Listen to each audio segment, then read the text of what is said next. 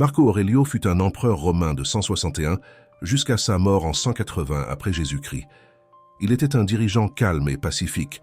C'est pourquoi il est connu comme le dernier dirigeant d'une lignée appelée les 5 bons empereurs.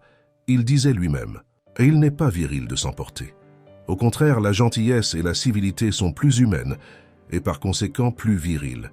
Plus un homme se rapproche d'un esprit calme, plus il se rapproche de la force. Il croyait en la paix comme force plutôt qu'en la guerre ou la lutte. Pendant son règne, Marco Aurelio écrivit Les Pensées, aujourd'hui l'un des livres les plus célèbres au monde, dans lequel il parle abondamment du contrôle des émotions. Ses paroles sur le contrôle des émotions sont basées sur la philosophie stoïcienne de la rationalité, de la conscience de soi et de l'acceptation de l'ordre naturel. Reconnaître le pouvoir de nos propres esprits et choisir nos réponses aux événements externes peut nous permettre d'atteindre un plus grand contrôle émotionnel et une tranquillité intérieure. La philosophie stoïcienne que Marco Aurelio a vécue implique la discipline, la justice, l'équité et un grand contrôle de soi. Plus précisément, un contrôle sur ses émotions. Sa mentalité stoïcienne l'a aidé à surmonter de nombreuses morts et adversités dans sa vie, y compris les batailles romaines avec d'autres empires et une épidémie antonine qui a frappé et dévasté son empire. Marco Aurelio a enterré 9 de ses 13 enfants en raison des guerres et de l'épidémie. Dans cette vidéo, nous enseignerons comment contrôler vos émotions en suivant les conseils du légendaire philosophe stoïcien Marco Aurelio. Avant de continuer, n'oubliez pas de laisser un pouce en l'air, de vous abonner à la chaîne si vous ne l'avez pas déjà fait et d'activer les notifications pour ne manquer aucune connaissance car elle peut changer nos vies. Ainsi citer votre destin. Marco Aurelio dit « Vous avez été formé de 3 parties, le corps, la respiration et l'esprit. Parmi celles-ci, les 2 premières sont sous votre responsabilité, la 3e est véritablement la vôtre. Selon l'empereur, le destin décrit toutes les circonstances dans lesquelles vous vous trouvez involontairement. Parfois, la vie se déroule simplement, c'est ce qu'elle est. Lorsque vous acceptez le destin, vous acceptez le fait que vous ne pouvez pas contrôler le déroulement de la vie, peu importe vos efforts. Par conséquent, essayez de vous éloigner de la pensée que votre vie doit suivre un certain chemin pour que vous soyez vraiment heureux ou réussi.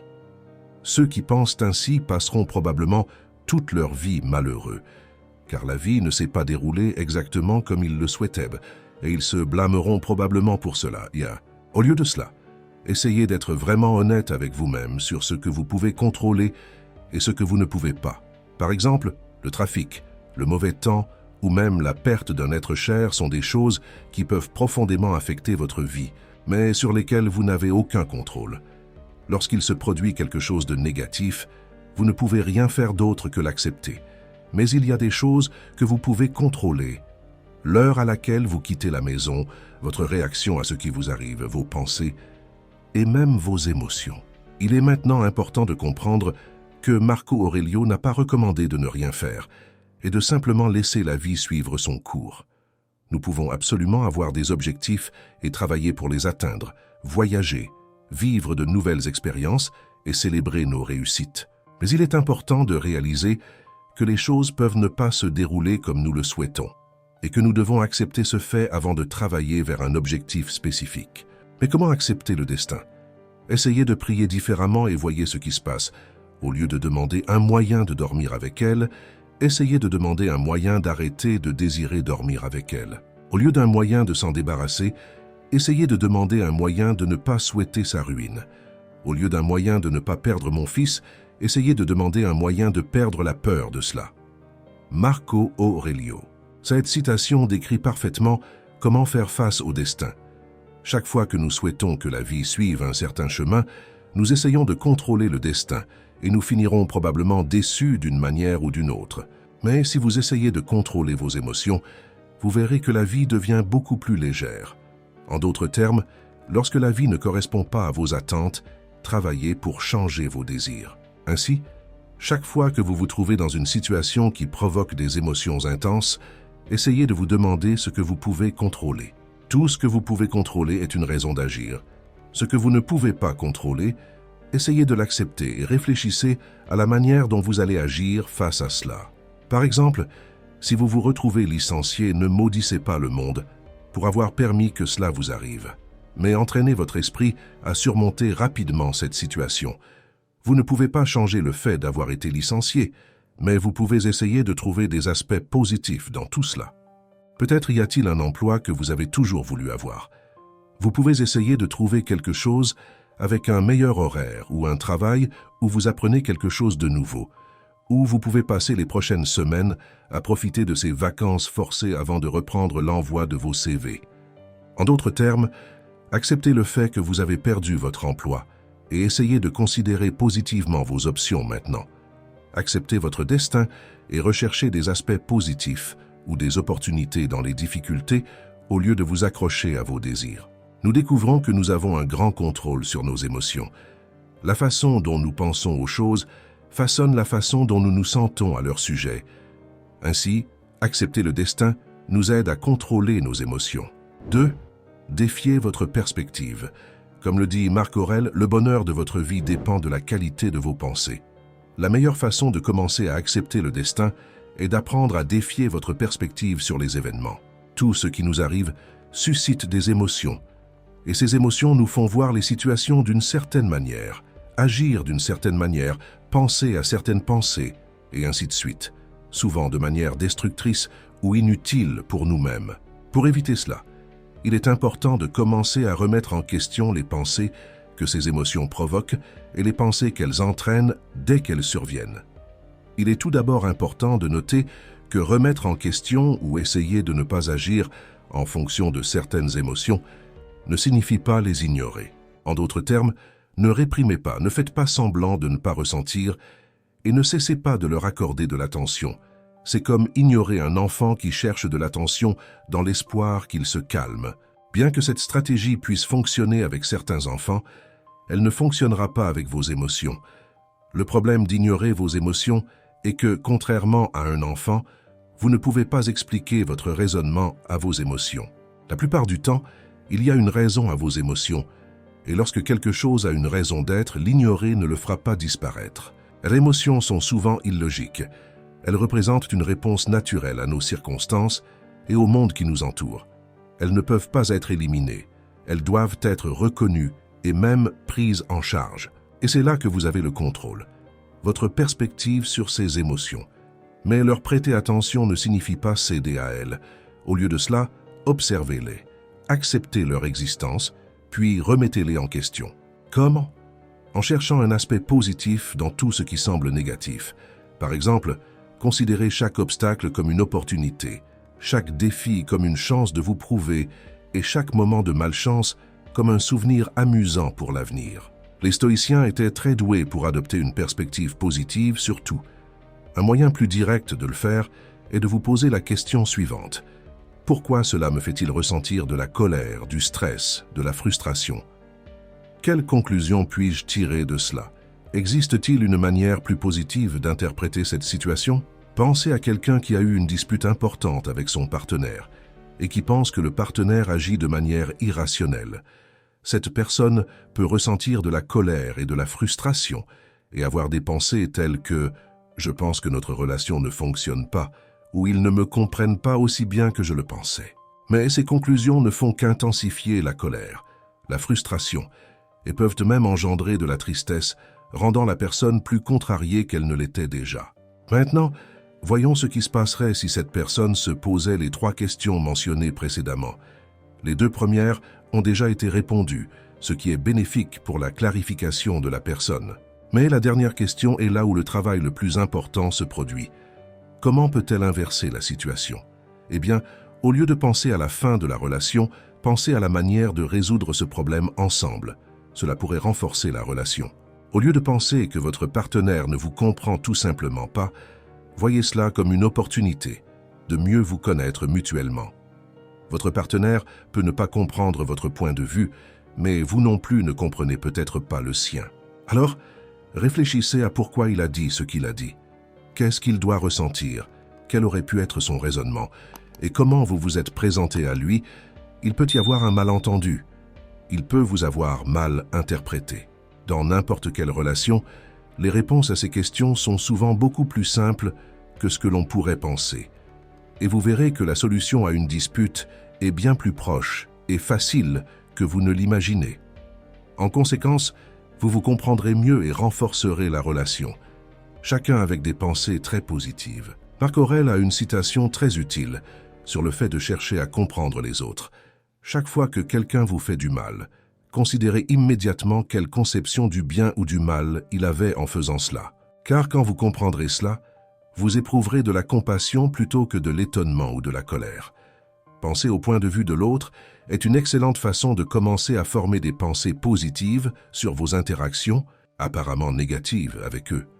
Si vous pensez de manière rationnelle et changez d'abord votre perspective sur la situation et vos pensées, vos émotions suivront ce changement. Cela fonctionne ainsi. Si vos pensées sont principalement négatives, vous vous sentirez probablement pire. Mais si vous dirigez vos pensées vers le positif, votre état émotionnel s'améliorera. Chaque situation peut être vue de plusieurs manières, et il y a toujours une manière plus positive ou plus négative de la percevoir.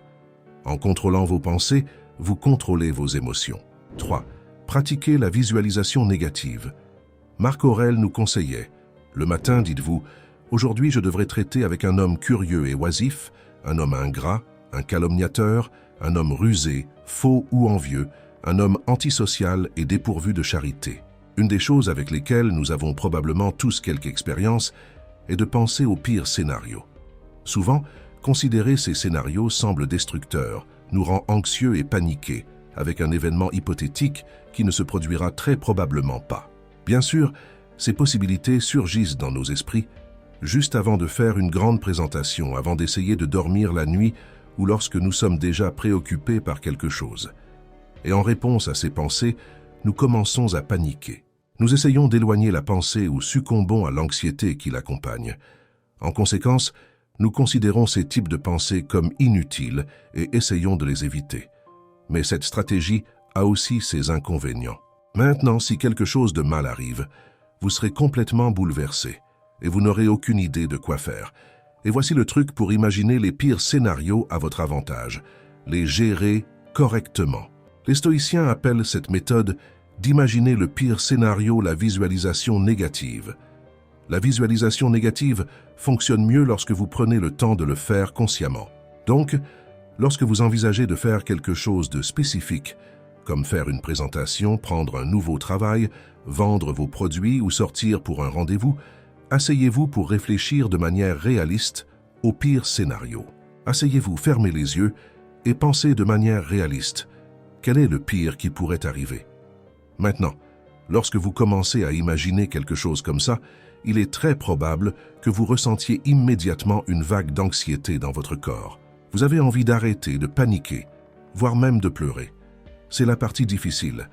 Ne cédez pas à ces sentiments, restez immobile et observez votre pire scénario comme si vous étiez un spectateur. En d'autres termes, affrontez-le de manière objective. Vous avez envie d'arrêter, de paniquer, voire même de pleurer. C'est la partie difficile. Ne cédez pas à ces sentiments, restez immobile et observez votre pire scénario comme si vous étiez un spectateur.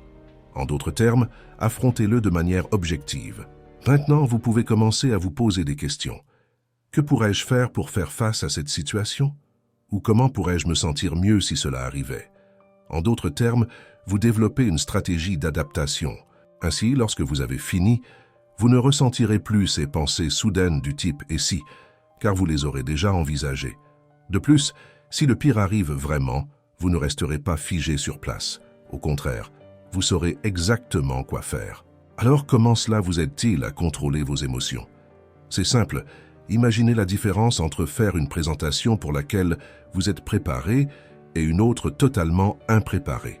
Bien que vous puissiez ressentir du nervosité dans les deux cas, dans le dernier cas, c'est certainement la situation où vos émotions sont plus intenses et plus difficiles à ignorer. Dans le premier scénario, vous pouvez vous distraire du trac et de l'anxiété en repassant mentalement votre discours ou vos tactiques. Lorsque votre esprit tente de vous tourmenter avec des scénarios du type « et si », vous pouvez réfléchir à ce qu'il faut faire dans ces scénarios. Lorsque votre corps commence à trembler, vous pouvez trouver une distraction en repassant encore une fois votre discours dans votre esprit. La préparation est presque un remède contre les émotions. Elles seront là, c'est sûr, mais elles ne vous domineront pas. La visualisation négative n'est pas utile uniquement lorsque vous prenez des risques ou essayez quelque chose de nouveau. Elle fonctionne mieux comme une pratique quotidienne. Si vous prenez le temps de considérer que la journée à venir peut être terrible, chaque matin, vous aborderez la journée plus préparée, non pas parce que vous comptez sur une journée difficile, mais parce que vous saurez quoi faire si cela arrive. Marco Aurelio pratiquait particulièrement cette version quotidienne de la visualisation négative. C'est ainsi qu'il passait sa journée. La visualisation négative vous aidera à être prêt pour toutes les situations possibles, à vous sentir plus confiant dans tout ce que vous faites et par conséquent à être moins sujet aux émotions soudaines. 4. Utilisez un journal. Méditez sur la beauté de la vie, contemplez les étoiles et imaginez-vous courant avec elles. Pensez constamment au changement des éléments les uns sur les autres, car de telles pensées balayent la poussière de la vie terrestre. Marco Aurelio. Mais bien sûr, remettre en question vos pensées au moment où elles surgissent peut être très difficile. Une des choses que Marco Aurelio se faisait fréquemment et qui pourrait aider dans cette pratique était le journal. Le journal, en particulier sur les émotions et les sentiments, s'est avéré extrêmement bénéfique pour la santé mentale. Cependant, commencer une nouvelle habitude est plus difficile qu'il n'y paraît. Vous pouvez commencer à écrire dans un journal pendant 10 à 20 minutes par jour, par exemple, tous les soirs avant de vous coucher, et ne pas vous décourager si vous oubliez un jour ou ne pouvez pas le faire tous les jours de la semaine. L'essentiel est de le faire chaque fois que vous le pouvez, même si ce n'est pas aussi fréquemment que vous le souhaiteriez. Une façon de s'habituer à écrire sur ses sentiments est de répondre à certaines questions suggestives. Par exemple, quelles émotions ai-je ressenties aujourd'hui? Quels événements les ont causées? Comment ai-je agi en conséquence? Quelles pensées ont accompagné ces émotions? Suis-je toujours d'accord avec ces pensées? Puis-je les transformer en quelque chose de plus positif? Toutes ces questions n'exigent pas plus d'un mot ou d'une phrase comme réponse, bien que vous puissiez approfondir davantage si vous avez l'énergie et le temps. Imaginons quelqu'un qui éprouve une émotion particulière, comme la frustration ou la colère, et qui ne parvient pas à la contrôler sur le moment. En conséquence, cette personne a crié sur son partenaire qui ne le méritait pas. Les pensées précédant une action de ce genre peuvent être irrationnelles. Pensez à des expressions telles que « il le méritait » ou « nous devrions rompre maintenant » ou même plus autodépréciatives comme « je suis une personne inutile ». En écrivant le soir pour examiner votre journée, vous devrez enregistrer ce qui a causé, par exemple, votre cri, ce qui a provoqué votre colère, quelles étaient vos pensées. Ensuite, vous pouvez voir si vous êtes toujours d'accord avec ces pensées ou s'il serait préférable de les remplacer par de nouvelles convictions qui sont, par exemple, plus empathiques, rationnelles ou utiles. 5.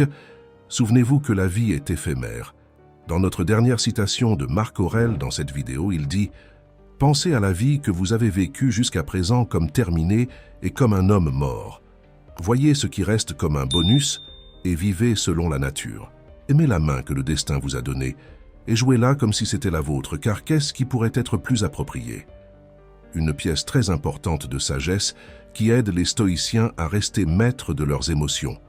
Il rappelle que la vie est éphémère. La citation que nous venons de vous lire est l'interprétation même de Marc Aurèle.